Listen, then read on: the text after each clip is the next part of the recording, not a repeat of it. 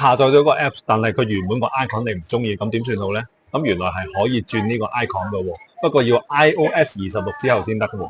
而家話俾大家聽，首先預備一張你要製作 icon 嘅圖片，然後揀翻捷徑，跟住右上角加號，再揾打開 Apps， 然後揀相機啦，再打開 Apps， 然後加入主畫面，跟住揀翻影像，揀翻之前製作好嘅圖片，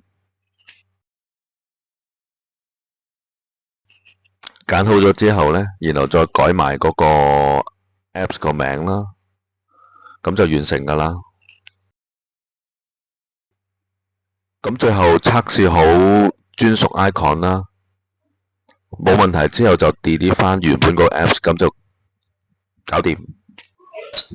呢個教學係咪好方便呢？咁第時下載咗 Apps，你可以轉自己中意嘅圖案啦。